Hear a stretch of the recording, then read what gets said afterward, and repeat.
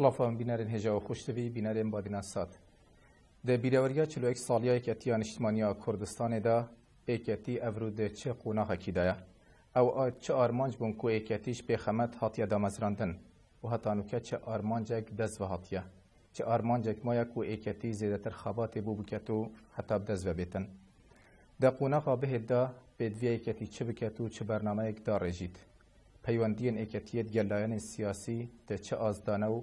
چه کارک تیته کرن بو خردکرنا پیوندین ایکتیت گلایان سیاسی دیسان پنگاوین ایکتیه بو باشترکرنا پیوندین همیلایان سیاسی سر است کردستان بگشتی. او چند توارکین دید و دیدارا تایبت دا دید گل برس هریم کمال آقا بر پرس مالبند چوار رخصنا دهوک و اندام سرکرداتی ایکتیان اجتماعی کردستان ده گنگ شکین. که کریم خیر بی بو و دیدارا تایبت سپاس بو و دلیلی. سپاس باید. ولی که کریم اگر هر دست پیک وکو پیشکیک ما مواجه پیکری بیروریا 41 سالیا دامزراندن ایکتیان اجتماعی کردستان دا. یعنی بدویا ایکتی چه بولوی دمی هاتیا دامزراندن و ایکتی بو چه آرمانجه که هاتا دامزراندن. دوباره بخیر بین دیار امرو لم یاده که یادی 41 سال دامزراندن ایکتی اجتماعی کردستان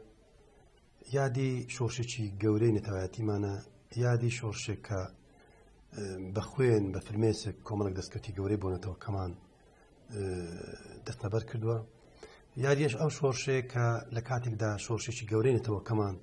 که شورش ایلول بایش بهوی پیلانی دشمنانون توشی هرسی چی گوری بو کاتک که ام شورشا بهوی ام پیلان جیری دشمنان که مبتم شورش ایلولا توشیش کرده به کارچه قرض بولو کاته دا شورش دوباره دست کات داد شورش کنو حتی نوی امزاری خالچ کردستان که به هوایک دروز ببو بامی چیتن شمانی کردستان دلین بوی کاته که دلین شورشی ایراده و شورشی روحی برخودان بو برای اما بلو کاتانه دای چیتی دست بیکدو کاملا کهوال بسر پرسی جنابی امام جلال که دستیان بیکدو برای شورشی چی گوری وکو امرو که کاملا دست کوتیشی لدا تقصیل صدقین که کاملا دست کوتی گورشی بونه تو کمان در تبر کرد بله بویا یکیتی که پیوید بو ولامیگو بو اوی که همو دشمنکان من بزنن که کرد نتوی که هر چیز چوک دانانه کاتی که پیلانجری لسن نتو کمان و شورشی نتو کمان کرا هر او کاته دتی به شورشش تر کدو به شوازی چتر به فرم چتر به شوازی چتری سربازی به شوازی کتر لوری فکر فلسفه بر روحیتی چتری برگری کردن لا خاک خاچ کردستان بالا چی تست پیک کرد ولی لبر او بکاتی که پیلانجیری دشمنانی کرد و رژیمی گوربگوری صدام خریکی برنامه چی پیلانجیری بو لسر سرینوی ناسنامین تو کمان سرینوی خبات و میجون تو کمان سرینوی هتی زمان و کلتوری تو کمان توی کرده وشتی اما دست پیک که لسوارتیوی برنامه ترحیل و تبعیض و تعریب بل امانه ولامی بو هم او پیلانجیری دشمنان و او پیلانش دتوانی بلین ام پیلانیان سری نگرت و تکشکا کاتی که روحی برخودان و خوشویستی با خلق برزتی خلق لری فکر و فلسفه چی کرایوا بله شورشک روز با روز گشی که روز با روز فراوانتر بو لهم تونی توجه کانی کمال لکریکاران لروشنبیران لمامستایان لجوتیاران لهم تونی توجه کانی کمالگای کدواری رویان لیکر لسوارتیوی فکر و فلسفه جواز لچوارچێوەی سێ منبەری جیاواز لەژێر چەتری چێتنشمانی کوردستان و بەڕابەراتی جەنابی امام جەلال بەڵێیەکێتی گەلێک قۆناغی سەخت و گەورەی بڕی و سەرکەوتنی گەورەشی بۆ نەتەوەکەمان دەتەبەرگرت کاتێک کە باسی ڕوحی بەرخۆدان ڕوحی مقاومەت دەکەین بەڵێیەکێتی ئەم ڕوحی دروست کرد بەرزەستەی خەڵکی کوردستانی کرد لەناو شار و شارۆچکەکان لە گەورەترین شوێنی مۆڵگای دوژمن یەکێتی نیشتیمانی کوردستان مەفارزەکانی یەکێتی نیشتیمانی کوردستان توانیان ام توقاندن و دل راوچی بخنه زرگ و دلی دشمن که هر شوینک به با نبی آرام به بغداد پای تختی رژیم که اوقاتی صدام بو که واب بزنه شوینش آرام بله لیوجی چیتی گرزی لطتکانی صدام اوقات وشان بله لموصل بله لهوله بله لهم شارش کانی کردستانو و تا باسی دروی هری میشن بله کاترم افرو یعنی پشتیوان همی شورش وان همی برخودان جماوری ریبراتی ایکتیان شمانی کردستانه ئەڤروکە یەکەتی گەشتە چ قۆناغێک یەکەتی ئەڤرو چ قۆناغدایە وەکو باسم کرد ئەمانە هەمووی قۆناغی گرنگ بوون کێچێتی هەم قۆناغ بە قۆناغ لە پێناو دەستکەوتی گەورە لە چوارچێوەم قۆناغانەوە دەساتوە لە هەمان کاتیشدا ئەو قۆناغنی بۆ نمونە کاتێک کە ڕژێمی سەددام یان دەوڵەتی عێراقرا ژێربەندی حوتەمی نەتۆیەگرتوەکان و کۆمەڵێک با بڵێن ئابلۆقەی نێودەوڵەتی لەڕێی بڕیارەکانی ئەنجومەنی ئاسایش کەمانە خراسەرەوە خەڵکی عێراق زیاتر باوەڕیان بەوە نما یەکێتی نیشتمانی کوردستان لەو کاتە چ لە ڕێ خستنەکانەوە چ لە ڕێ مەفارزەکانەوە خستانە ناو خەڵک و شار و شارستەکان ئەمیش بووەوەی کە وەکو هەوێنێک بۆ ڕاپەڕین لە چوارچێوەی بەرەی کوردستانی کە یەکێتی نیشتمانی کوردستان سەرمەشق و گەورە هێز و داڕێژە و داڕێژی ئەو پلانە بوو کە با بڵێن شۆڕشێکی گەورەی جەماوەری دروست بوو ئەمیش ڕاپەڕینەکەی ساڵی نۆتێک بوو بۆ یەکێتی ئەمەش دەستکەوتێکی دەتوانین بڵێن پشکی شێر لەم دەستکەوتە بە بەریکی نیشتمانی کوردستان دەکەوێت دواتر دروستبوونی حکوومەت و سیستەمی فدرالی لە چوارچێوەی ئەم کاتە وەکو هەرێمی کوردستان و دواتر جێژیکردنی لە بەغدا بە دەستوری عێراق دەتوانین بڵێن یەکێتی نیشتمانی کوردستان سەرمەشق و داڕێژەری بەرنامە و پلانەمیر بە هۆی کاریزمای جەنابی مامزلال و وەلا لەگەلایەنەکانی تری سیاسی هەرێمی کوردستان توانین بڵێن ئەمەش دەستکەوتێکی ئێزگار گەورە بۆ نەتەوەکەمان و یەکێتی لەمە پشکی شێری بەرکەوتووە ئەم دەستکەوتانەی چ لە ڕێی پەرلەمان و هەڵبژاردن و دەستاوەزکردنی حکوومەت و بە شێوازێک دەتوانین بڵێن ئەمانە هەمووی دەستکەوتی گەورەم بۆ نەتەوەکەمان بۆ پرۆسەی سیاسی بۆ پرۆسەی دیموکراتی یەکێتی نیشتمانی کوردستان لە چوارچێوەی پەیوەندیەکانی لەگەر دەرەوە لەگەر ناوە لەگەر ئەو وڵاتانەی دۆستەکانمان دەتوانین بڵێن چ وڵاتانی عەرەبی چ وڵاتانی دراوسێ هەموو ئەوانە دەتوانێت یەکێتی بڵێن وەکو هێزێکی بوون لەسەر ئەرزی واقع وەکو هێزێکی بەهێز لەسەر گۆڕەپانی سیاسی عێراقی توانین بڵێن ئەژماری گەورەی بۆ دەکرا بۆیە چ لە وڵاتە دراوسەکان چ لە ناوچەکە چ لە ڕۆژهەڵاتی ناوەڕاست یەکێتی نیشتمانی کوردستان بۆ ئەوەی چ لە کاتی ڕووخانی سەددام کە دەتوان بڵێم جەنابی مامزەلال یەکێتی نیشتمانی کوردستان دوو هێز بوون کە بۆ بەرچاوڕوونی هێزەکانی هاوپەیمانان و لە هەمان کاتیش بەشداری کردو لە هەمان کاتیش دەنگدان بۆ شەڕی تیرۆر و دەتوان بڵێن دوای ئەوەی کە ئەمریکا ڕایگەیاند و دوای تۆنی بلێر یەکێتی لە چوارچێوەی وەکو حزب لە هەمان کاتی ئەو کاتەکە جەنابی مامزەلال لە بەغدا بوو دیسان پشتگیری بۆ شەڕی تیرۆر و شەڕی لەناوبردنی ئەم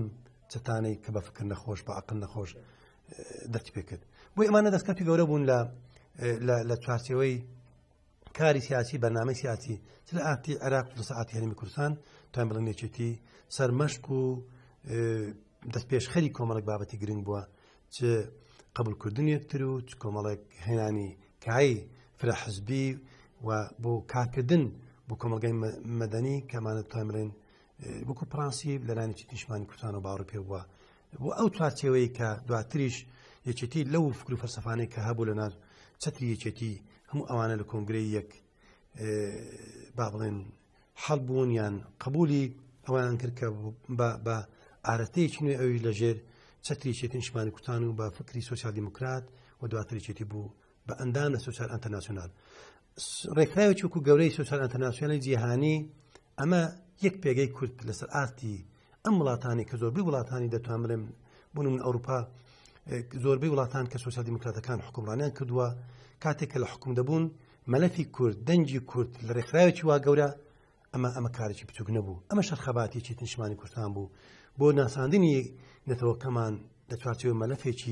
مەلەفی کورد لە چوارچێوەی ڕێکخراوێکی گەورەی جیهانی کە زۆر وڵاتانی جیهان چ لە وڵاتانی ئەوروپا ئەمریکای لاتین وڵاتانی عەرەبیش وڵاتانی تر کە ئەوانەی کە ڕێکخرا ئەندام بوون لە سۆسیال ئینتەرناسیۆنال توانم بڵێم دەوڵەتیان لەدەست بوو حکومڕانیان لەدەست بوو لە سەرکەوتنیان بەدەستهێناوە بە تایبەتی ئەوروپا توانم بڵێم یەکێتی ئەمەی کرد کە لەم ڕێکخراوە مەڵەفی کوردی کاری کوردی داخوازی کوردی مافەڕەوەکانی کورد بتواندرێ بە دنیا بساندرێ و پشتگیری دووەلی و دەرەوەی بۆ بەدەستە بەر بکە بەڵێ کاکەرێم ینی ئەو ئارمانجێت کۆ یەکێتی بۆ هەڵیا دامەزراندن 41 ساڵێن بووری هەتا ئەڤروکیانی ئەو ئارمانجە ئەنیام شێن بێژین زۆربەی ئەوان دەست بە هەڵتنە یانجی زێدەتر ماینە بێگومان خەبات و تومحێکی نیشتمانی کوردستان تومحی گەورە بوون لە پێناونەتەوە کەمان و خەباتێکی تیش خەباتێکی بەرفرەوان بووە لە هەموو سێکتەرەکان لە پێناو باشترکردنی ژیانی خەڵکی کوردستان لە ڕووی جوتیاریەوە لە ڕووی باشترکردنی ژیانی کرێکار بە یاسا لە باشترکردنی ژیانی پێشمەرگە کە لە ڕابردوو خەباتوە باشترکردنی با بڵێن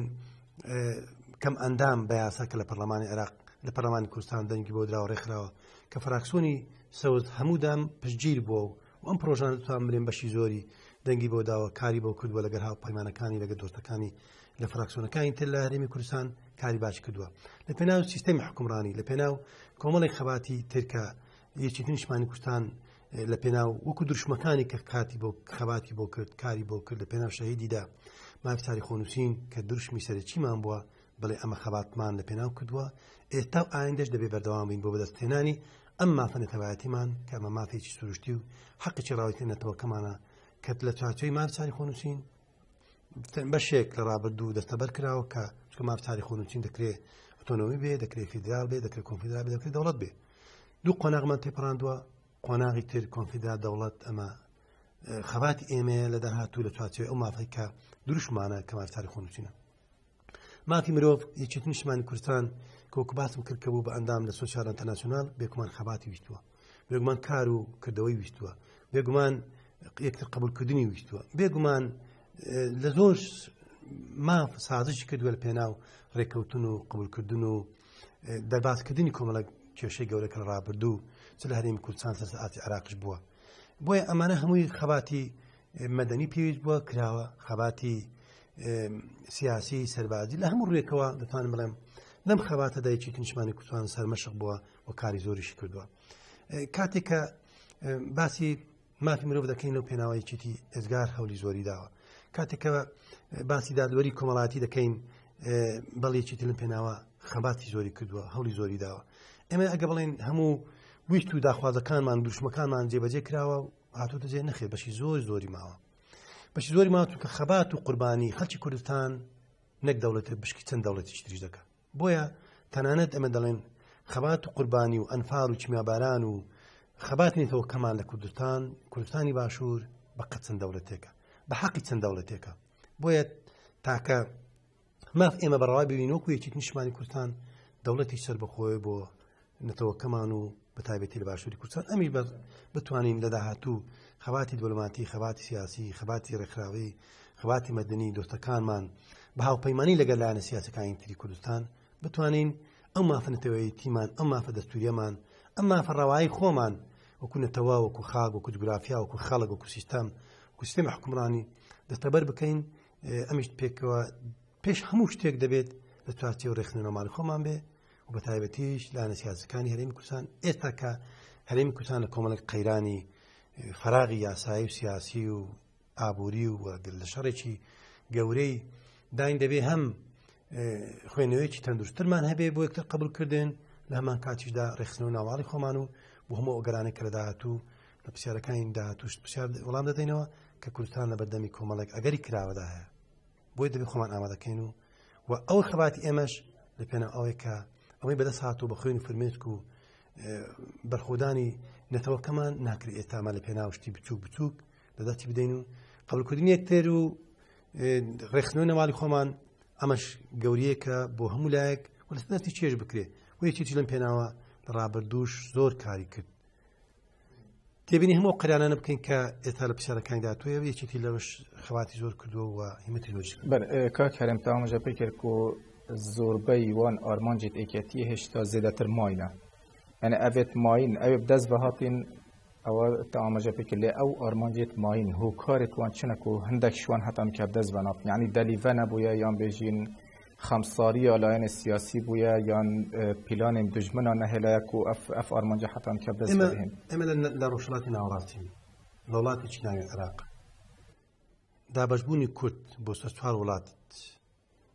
دابەشبوونی کورد بە شێوازێک کە هەموو ئەو وڵاتانە لە پێناو بەرژەوەندی خۆیان و بەبیرکردنەوەیەکی تەسکی وڵاتەکانی خۆیان باوەڕیان بەوە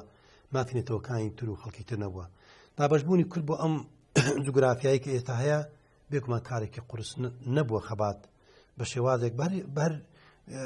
واقعی ئەو وڵاتەی کە کوردی تێدا بووە بۆ نمونە ئێمە باسی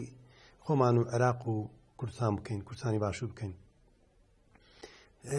کاتێک کە دەڵێن خەباتی سیاسی لایەنە سیاسیەکان کە من باسیەکی نیشتمانی کوردستان دەکەم ئەمانە قۆناق بە قۆناق پێوتە کاتێک لەم وڵاتی ئێمە هەموو شتێک بۆ بۆنەتەوە کەمان یاساغ بوو مەبەستم قاچاغ بوو بەمەستم ڕێگری هەبوو ڕێگری لە پێناو هەموو مافێکت زمانت کللتورت ژیانت مافی سیاسیت مافی کللتوریت هەموو ئەوانت بە ڕژێمەکەی سەدام و پێشتریش و توان بڵێم ڕێگری هەبووە یان بۆتەنە بەڵام کاتێک تۆ کوردێک دەبێ بەسەر کۆماری وڵاتەکەی تۆ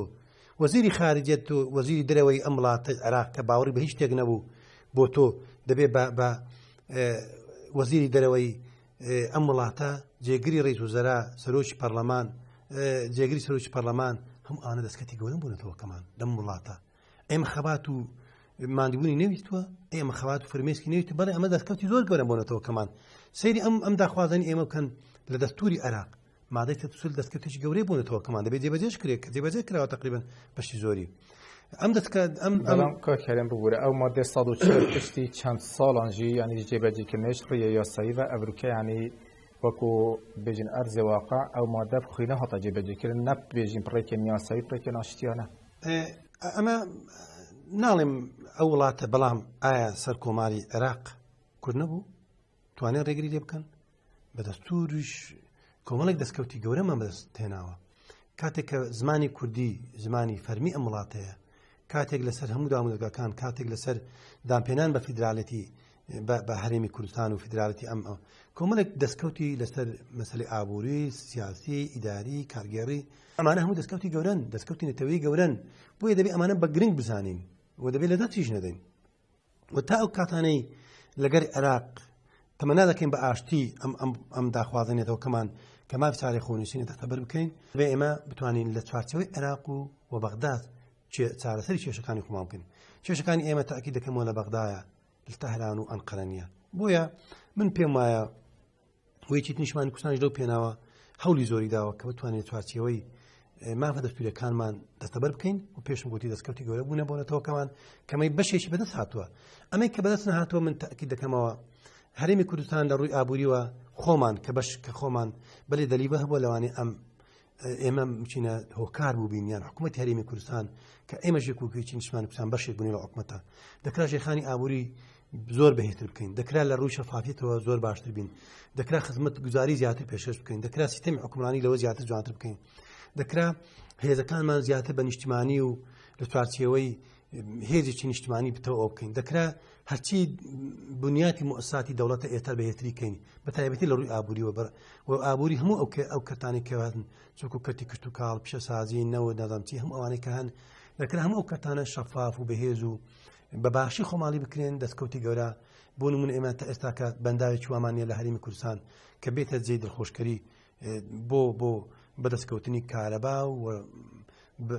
بەرزبوونەوەی ئاوی ژێرزەوی کە ئەمانە دەتوانین خۆمان ڕێگربوونی لە ڕابردوو بۆیە ئێمە دەکرا لەوەی زیاتر کە خەڵکی کوردستان شایستەیەتی لە ڕووی حکومڕانیەوە بیکەین لە خزمەتگوزاری لە هەموو ڕوویەکەوە هیوادارین لە ئەوەی کە ئێستا بەدەستمان نەهێنا و بەدەست نهاتووە و ئێتا هەست پێ دەکەین هەمووشمان هەست پێ دەکەین و هەمووشمان دام بەو ڕاستی دادەنین کە مکوڕی هەیە و دەبێت هەوڵ دەین گەڕانەوە نەبێ بۆ خاڵی سفر بەڵکو گەڕانەوە بێ بۆ ئەوەی کە هەستکردن بەو هەڵاتانە چارەسەری لە داهاتوو و لە داهاتوو بتوانین دەستکەوتی گەورەتر بەدەست بێنین بۆ خاڵ و خەڵکی کوردستان بەڵێ کاکەرم یعنی ئەوەتا ئاماژەیە پێگیری و گەلێک دەستکە فەنگەش خەمساریە سەرکرداتیە کورد بیتن گەلێک دەلیڤە ڕەنگە هات بنە پێش کوردخۆ هۆکار بوویە و دەست بە نەهاتینە ڕەنگە پرانیە لایەنانژی دانپێدانە کوێشەندێتکەن و گەلێک شاشیل دەمێبووری هاتینەکردن گەلێک خەمساری هاتینەکردن لێوەکو پراکتیک ینی دانپێدان بەسەک و تەنێ دانپێدان شاشیان خۆیان پێدوێت چه کار بهێتەکردن بۆ ڕاستکردنەوەی شاشیان بێگومان دانپێنان خۆی لە خۆیدا بەشێک لە چارەسەر کاتێک کە تۆ چاکسازی ڕادەگەیەنی واتە کەمکوڕی هەبووە کەمکوڕی هەبووە لە مەلەفی ئیداری کەمکوڕی هەبووە لە مەلەفی ئابووری کەمکوڕی هەبووە لە مەلەفی خزمەتگوزاری کەمکوڕی هەبووە لە مەلەفی دادوەری یاسا کۆمەڵێک بابەت هەیە کە دەکری ئێمە هەوڵ دەینە داهاتوو ڕێک خین کار لەسە بکەین لەگەر هاوپەیمانەکانمان لەگەر دۆستەکانمان لەگەر لایەنە سیاسەکانی هەرێمی کوردستان بەتایبەتی ئەو فڕەکسیۆنانەی کە ناو پەرلەماندان بتوانین کاری مەدەنی باشتر پێشکەش بکەین. ئێمە ئەوڕۆ لە هەرێمی کوردستان ئەگەر تێبینی بکەین لە ڕووی دیموکراسی و بنەمەکانی مافی مرۆڤ دیموکراسیەت ئەوەی لە هەرێمی کوردستان هەیە بە مقارن لەگە بەغدا زۆر زۆر لە پێشوەدا. ئەمەی تێبینی بکەین وڵاتێکی وەکو بەغدا کە گەورەترین میزانەی بۆ هێزی سەربازی وەزارەتی بەرگری تەرخان کردو بەڵام بە ماوەیەکی زۆر بتوک چەندین فڕقەی لە مووسڵ و تکریت و ئەنبار لەدەستدا. بۆیە سەرکەوتنەکانی هێزی پێشمەرگە کە دەتوانین بڵێن دەستکەوتێکی گەورەی نەتەوایەتیمانە دەبێ بە بەرز بینیرخێنین وەلامان کاتیدا دەبێ سماری بکەین. ئەمانەی کە ئەمڕۆ هێزی پێشمەرگە گەبۆتە باوەڕ و جێگای باوەڕی هێزی هاوپەیمانان ئەمە شتێکی بچووک نییە. ئەمەی کە لە ئەمریکا پێشوازیەکەی ئەمەی کە لە فەڕەنسا ئەمەی بریتانیەکان ئەمەی ئەلمان ئەمەی ئەوروپیەکان بە شێوەیەکی گشتی ئەمەی کە بۆتە جێگەی خۆشەویستی لە وڵاتانی عەرەبی لە ئەوروپا ئەمانە هەمووی دەبێ بەباشی ئێمە بەرز برنجخێنین و وەکاری لەسە بکەین و ئەمانە دەرگەی بۆ کار دیپلۆماتیەکان زۆر ئاسانتر کردو هێزی پێشمەرگەی کوردستان. شەڕوانەکان ئەمڕۆ لە ڕۆژئاوا زۆر دەرگەیان ئاسانتر کردووە. زۆر وڵاتی زلهێز کە ئەندامە لە حەلفی ناتۆ ڕێگرە لە پێش ئەم پێشکەوتنانە بەڵام دادی نەدا. ئەمانەی کە بەخوێن و قارەمانەتی کورد و کچەکانمان لە ڕۆژئاوا بەدەست هات ئەم ڕێگریانە ناتوانانی ڕێگری بکەن ئەم وڵاتانەی کە ڕێگر بوونێ لەسەر هەموو پێشکەوتنێکی کورد بە تایبەتی حکوومەتەکەی ئاکپارتی کە ئەمە جێگەی سەرسوڵمان بۆ کورد لە هەر شوێنێ بوو. بۆی ئەوەی کە ئێمە مەبەستمانە بیرێن دەستکەوتی گەورە بەدەست هاتووە لەسەر بەخوێنی هێزی پێشمەرگەی کوردستان بە قارەمانتی پێشمەرگەی کوردستان. ئەم دەستکەوتانە دەتوانین لە داهاتوو ئەگەر باش کۆکەینەوە و لە چوارچێوەی یەکتر قبولکردن و لە چوارچێوەی ڕوونترکردنەوەی یان قبولکردنی یەکتر بۆ دەستکەوتە گەورەکانی داهاتوومان پێم وایە دەستکەوتی زۆر گەورەمان لە پێشدایە و ئەم قۆناغی ئێستاش تاکی دەکەینەوە دووبارە دەکەینەوە قۆناغێکە زۆر گرنگە. مناڵێن ساگیر بکەوە تەواوەتی هەڵوەشا و تەواو ئیتر هەرچی هەیە نەخێر بەڵام دەتوانین بڵێن لەم ناوچەیە ناسنامەی چەند دەوڵەتێک کە لە ڕابردوو کوردیان خوێنی کوردیان بەهەدەردا و کوردیان ناسنامەیەکیان بە کورد ڕەوانە بینیوە ئەمڕۆ ئەم دەوڵەتانە توانین بڵێن هەڵوەشانێتەوە ناسنامەیان سێنراوەتەوە خۆشیان لە خۆیان ساندەتەوە. بۆیە ئەو دەتوانین ئێمە لە چوارچێوەی ئەم کێشانێک کە خۆیان هەیەیان بووە ئێمە سەبەب نەبووین لە بینی کێشەکانی سوننە و شیعە نەک سەبەب نەبووین هۆکارێک بووین بۆ لێک نزیک بوونەوە کورد هۆکارێک بۆ دروستبوونی دەوڵەتی عێراقیش چ وەزارەت بەرگری دەڵێ چ دەوڵەتی عێراقیش دەڵێ بەڵام ئێمە سەبەب نین و تا دنیاش ماوە ئێمە ناکری باجی کێشەکانی سوننە و شیعە و خۆیان بدەن و باجی کێشەکانی لە بینی عەرەبیەکان و سوننە و ئەمانە vêra amaja pisyara kirî yani ta amaja prosa demokrasî mafê mirov prosa siyasî li Herêma Kurdistanê kir yani muqarenet gel Bexda li pêştir gelek can serkirdên Kurd yani şanazî ve got pêdiya Bexda yani tecrübeş ezmûna Herêma Kurdistanê werbigiriş rûyê demokrasî rûyê îdarî ve li Evrûka pêçewana bûye gelek axtin servê çendê te gotin bêjin taza Bexda çav li Herêma Kurdistanê diket bû îflîtkirina parlemanî îflîtkirina hikûmetê çîrkirina nakokiyên layenên siyasî yani ev şilayekê yani beşekê diye pirsiyarê yani Kurd hemî herdem şanazî pê çendê diket hûkarek bûye bû lêknezîkirina layenên siyasiyên Iraqî Şîa û Sunne lê navxwe bi xwe de renge hinde hûkar û rêxweşker nebûne bi xwe bi xwe yani nav mala xwe bi xwe de. ئەمە ڕاستیەکە دەبێ بیڵێن بەڵێ ئێمە ئێتاش هەرێمی کوردستان هەر چۆنێک بێ لە کۆمەڵێک ڕۆ باشترە لە بەغدا ئەوە نیە بەڵام ئەمەی کە پەرلەمان پەخستنی پەرلەمان و ناردنەوەی چەند وەزیرێک لە حکوومەتی هەرێم کارێک بوو کە بەڕاستی لە سنگ و سیمای هەرێمی کوردستان دەشەوە کارێک بوو لەوەی کە ئێمە هەموو لایەنە سیاسیەکان دۆستەکانمان بەڕاستی بەوە شەرمەزار بوونە و خۆشمان هەموو لایەکووە کە سوکاری شەیدان هێزی پێشمەرگە وەکو باسم کرد ئەم دەستکەوتانەی کە ئەمڕۆ بەدەست هاتوون بە خوێنی فرمێسکە بەدەست هاتوون خەباتی لە پێناو کراوە چەندین ساڵە دەتوانین لە سەدەیەکی ڕابردوو بەرخۆدان و شۆڕش و با بڵێن لەم ناوچەیە بەردەوام بووە ئەوەی کە کرا بۆ شکانی شکۆی پەرلەمان و شکانی گەورەترین دەسەڵاتی یاسادانان کارێکی ئێزگار ناخۆش بۆ هەرێمی کوردستان و کارێکە بەڕاستی شوم و گەورەیە ینی گەورە لە ڕووی کە شەرمەزاریی گەورەیە بۆ هەمومانەوە بۆیە دەبێت چارەسەری بکەین هێشتا کاتیش ماوە چارەسەر بکرێت کات ماوە چارەسەری بکەین کات ماوە ئەو شەرمەزاریە زیاتر بەردەوام نەبین کات ماوە ئەم شتە ناخۆشە مرۆڤ چۆن لەگەر دۆستەکانی لە دەرەوە لە ئەوروپا لە ئەمریکا بۆی خۆشت باس کرد کاتێک ناسیۆنالیستەکان شۆڤێنەکان بەگاتەجاریەوە دەڵێ چانە بۆکو بە هەرێمان لێ نهات ئەمە بۆیە دەبێت چارەسەر بکرێت پێشم وایە لە ئەو قۆناغا ئێمە ئەوڕۆ وەکوێکی نیشتمانی کوردستان کە لەگەر گۆڕان ڕێکەوتنێکمان هەیە و ئەم ڕێکەوتنە دەتوانین بڵێم تەمەنا دەکەین لە داهاتوو بتە دەرگەیەکی کراوەتر و قۆناغێکی باشتر لەگەر پارتی دیموکراتی کوردستانیش بتوانین ئەم قۆناغە تێپەڕێنین بەر شێوازە بێ یەکتر قبولکردن لەم قۆناغا سەروەرێکی ئێزگار گەورەی بۆنێتەوەکەمان یەکتر قبولکردنمان لەم قۆناغا دەستکەوتی ئێزگار گەورە چاوەڕێمان دەکات دۆستەکانمان ئامۆژگاریمان دەکەن و پێ ناڕازیشن و پێ دڵتەنجین من هەر زۆر نمونەی جێگری هیچێک لە پەرلەمانی ئەلمانیا دێنمەوە درێمە شەرمەزارین چۆن لەگە دۆستەکانمان لە ڕابردووشی زۆر گەورەمان باس کردو لەسەر هەرێمی کوردستان ئێستا چی باسکەین بڵێن سەرۆکی پەرلەمانیان لەسەر چەند پۆلیسێک لە بازگەی پردێ جێڕایەوە ئەمە کارێکە قورسە بۆ سنگ و سیمای هەرێمی کوردستان دەبێ لەگەر هاوکارەکانمان بەتایبەتی و ئەمڕۆ جەنابی کاک مەسعود کە لە هەرێمی کوردستان جێگەی پێگەی ئەو چ لە لایەنە سیاسیەکان و چ لایەنە خەڵکی کوردستانەوە دەبێ ئەوم بادەرێک بکە و چاوەڕێی و هەموو لایەنشمان چاوەڕێ ئەوم بادەرێ بکە ئەم قۆناغە تێپەڕێندرێ بە هاوکاری و پێشمایەکێتی لەم قۆناغا چ لە ڕابردوو هاوکار و هەمهەنگی باش بوو و ئێستاش بە تایبەتی دێ لەبێ لەگە گۆڕانی و گۆڕانی دەبێ تەفاهمی ئەم قۆناغە بکە کە ئەمڕۆ ئەوەی کە ئێمە دڵمان خۆشە بۆ ڕێکەوتنە بۆ کۆمەڵێک پرانسیپە هیچێک لەو پرانسیپانە ئەوەیە کە بتوانین لە داهاتوو ئارامی بەخشینەوە کوردستان لە داهاتوو لەگەر پارتی دیموکراتی کوردستان و یەکگرتوو کۆمەڵ و ئەم فراکسیۆنانی کە هەن لە ناو پەرلەمان بتوانین بە هەموو لایەکمان ئەم قۆناغە تێپەڕێنین و چاوەڕێی هەرجانەکان داهاتوو بکەین ئەو کاتە هەڵبژاردن چۆن تەقاقێکی بەخشی بە فراکسیۆنەکان جا ئەو کاتە لایەنی سەرکەوتوو دەتوانێت حکوومەتی بن کە فراوانی قبول بێ قبولی نەبێت چۆن لە شێوازە ئەوە دەکە بەڵام من پێم وایە و واش دەبینین لە داهاتوو ئەگەر ئەم قۆناغە تێنەپەڕێنین پێم وایە دوای شەڕی داعش باری هەرێمی کوردستان قورستر دەبێت و شەڕی تر لە چاوەڕێماندایە و قۆناغی قورستر لە دوای ئەمە دەبێ خۆشمان پشت بە خۆمان و بە خەڵکی کوردستان ببەستین نەک پشت بە ئەو وڵاتانی کە لە ڕابردوو ئێستاش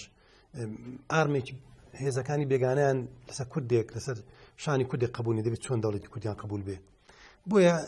دەبێت ئێمە پشت بە خۆمان ببەستین و ڕێز لە دۆستەکانیشمان بگرین ڕێز لە جیرانەکانیشمان بگرین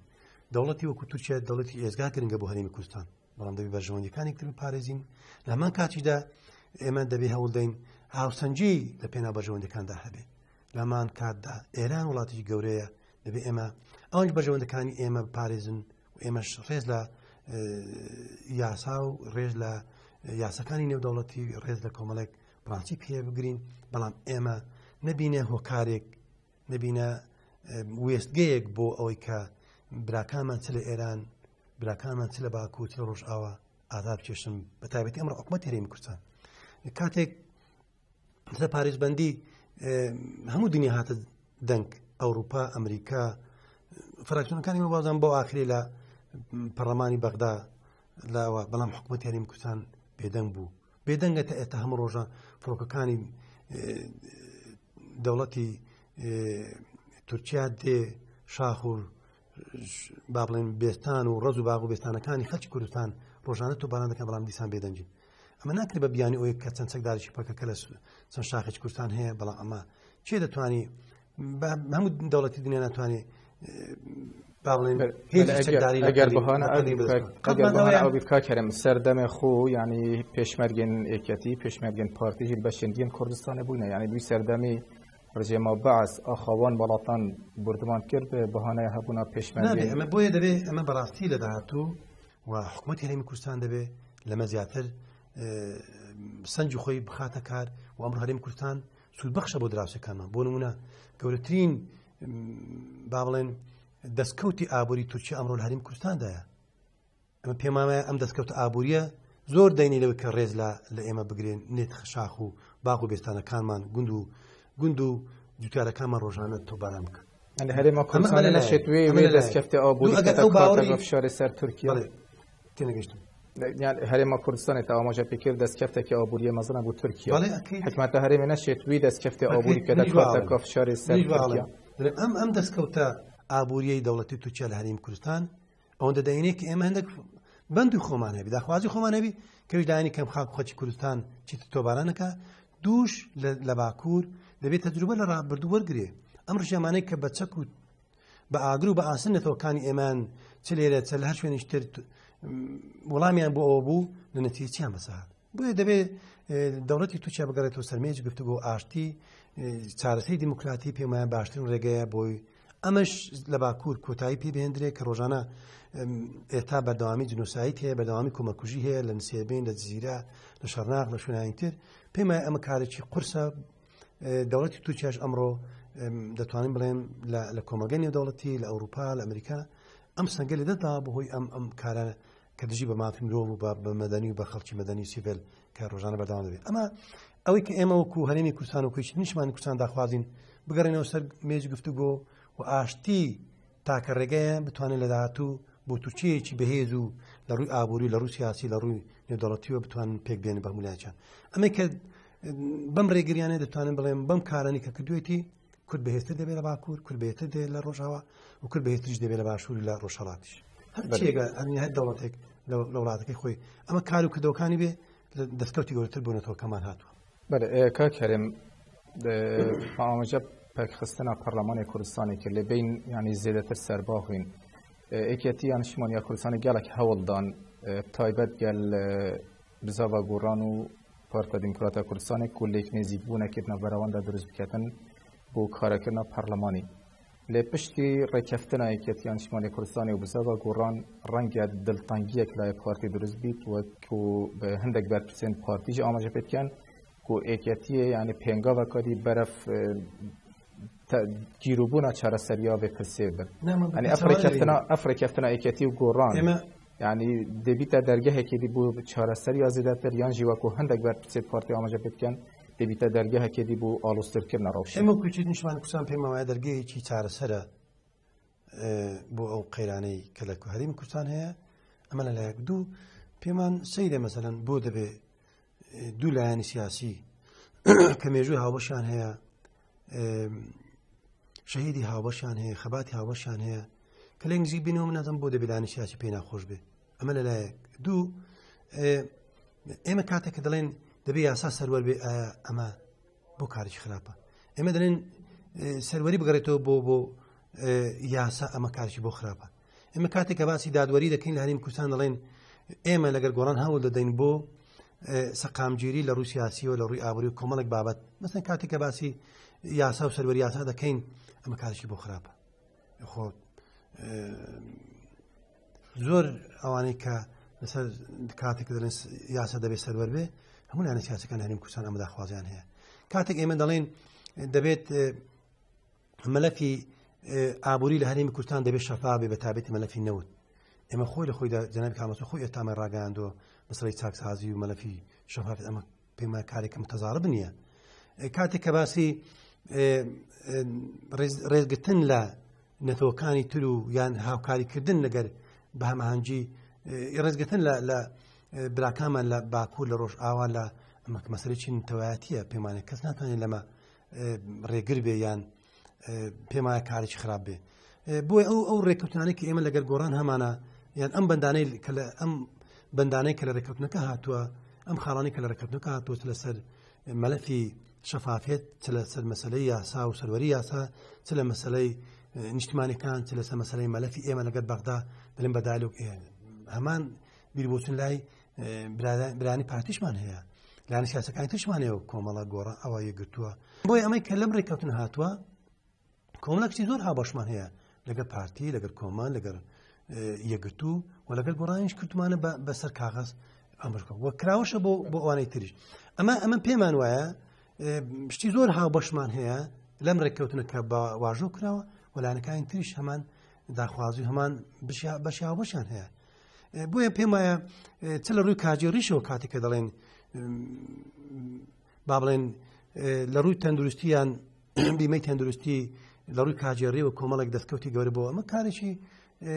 ئیداریە ولا بەشێکە لەوەی بتوانین لە حکوومەت دەتوانین ئەو دەسەڵاتەمان هەبێ بەکاری بێنێ کارێکە پێم وایە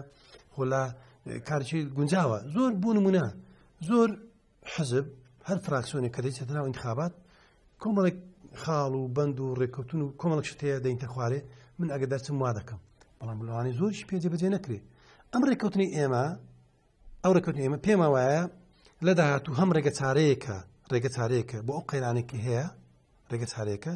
دوو لە ڕووی سیستەمی حکومڕانیشەوە ومە پێشتریش و پێش ئەو ڕێککەوتنی بۆ نمونەم کاتێک لە سیستەمی پەرلەمانی سیستەمی حکومڕانی لە هەرێمی کوردستان دەبێت پەرلەمانی بێ خۆ پێش داوامان کردووە بله کاک هرم اگر به چک سیاره که مامان اول دم گره که ما اگر چک کرتی ایکشوان بیشتر گلگین برادرم پارتی سرویر رکفتنی اول کو پیشتر بدوی بو پارتی ها با آگهدار کردن یعنی بیشتر ام آگهدار نکردن اول خاله دوی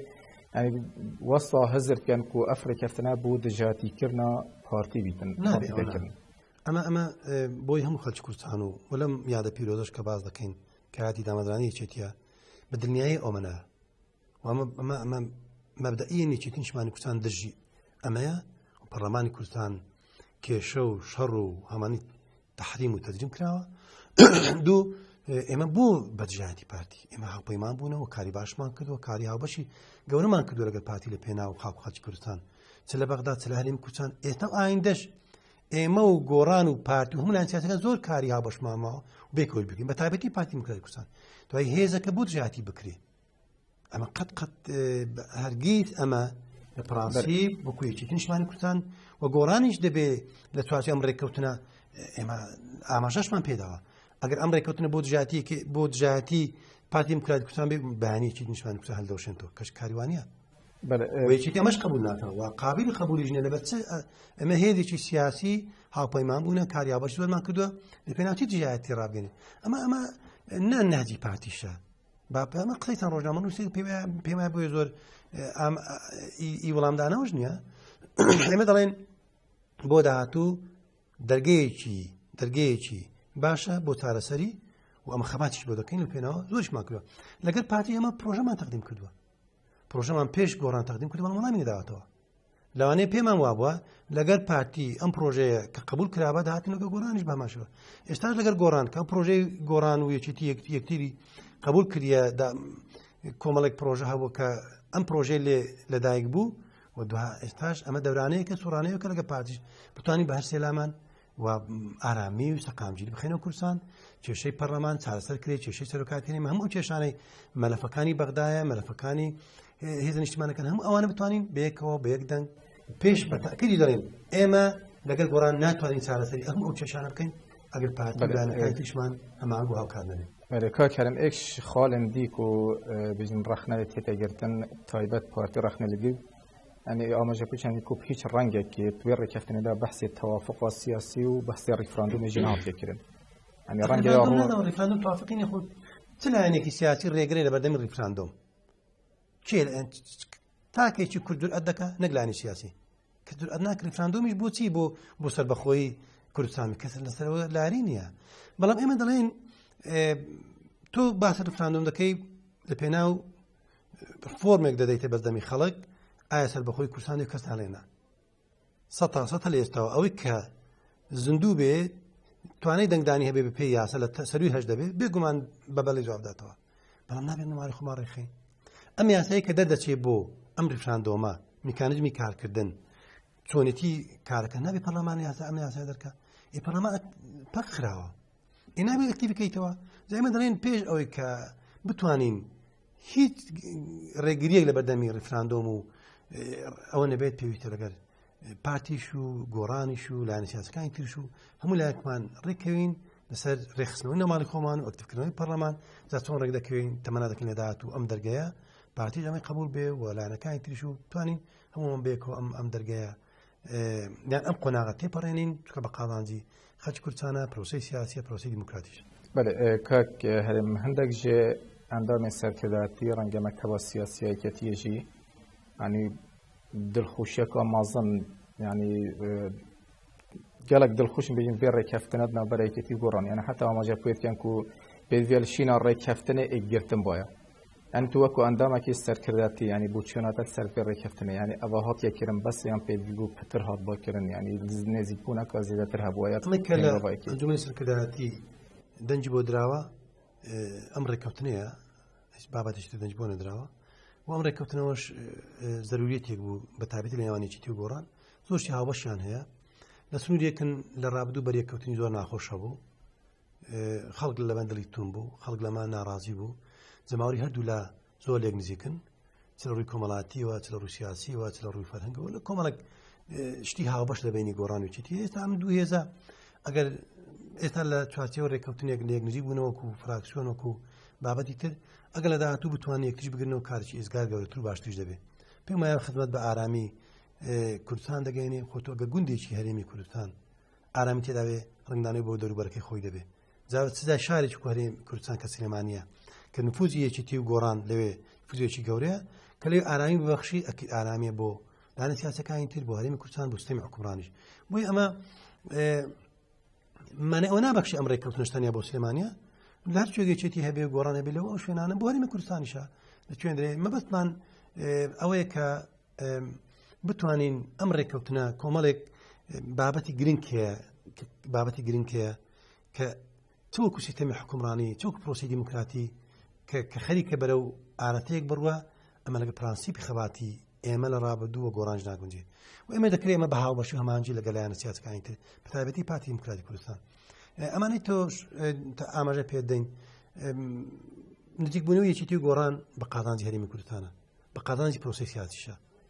گومان لەوە دانیە و دژی هیچ لایەنێکیش نییە بەڵام بۆ دژ بێ يعني ئەمە کارێکە زۆر بێمانایە گەر ئەو پرسیارە ئەو بکرێت بەڵام ئێمە تۆ دوێ یەکتر دەگرێ و دژ هیچ لایەنی سیاسی نیە وەرە پێناو و هیچ مافی ینی هیچ لایەنی سیاسیش مافی ئەوەی نییە ڕێگری لەوە بکە کە دایانی دوو هێرجێک دەگرنەوە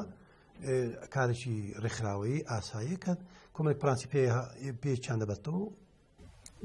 کاکەم چەند پرسیارێکین بێژین کورد تایبەت ناخۆیەکەتیە و سەر دەڤەرە بادینان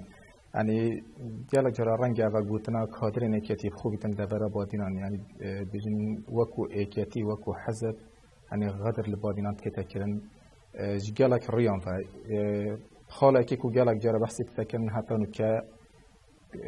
endamekî serkirdeyatî li devera badînan serkirdeyatî êketiyê nîne û çima ew دیارە وەکو یەکێتی نیشتمانی کوردستان لە دوای بەتابەتی کۆنگرەی من لە بیرمە دوا یەکەم کۆبوونەوە بوو مامزرا گوتی زۆر لە جێخۆیەتی کە کۆنگرێکی نەئاسایی بەستین لە پێناو بادینان نایەکێتی گرنگی یەکجار زۆری هەیە بۆ بادینان لە بیرش نەچێ یەکێتی دەروازەی شەهیدانی شۆڕشینی گەڵەکەمان بادینانە یەکەم مەفرەزەی شەهید یەکەم مەفرەزەی کە دابێتێت بۆ خاچ کوردستان خەڵکی بادینان هەموو شەی برایم عەزوو هەواڵەکانی و ئێمە سەرکردەی گەورەمان لە بادینان شەهید بۆ سەرکردەی گەورەشمان لە بادینان لە ڕابردوو خەباتی گەوریان کردووە و یەکێتی نیشتمانی کوردستان بۆ هیچ بادینان لە خانەقین تا دەگات هەزاق و تا دەگات شنگان خاچی کوردستانە هیچ جیاوازێک نییە بەڵام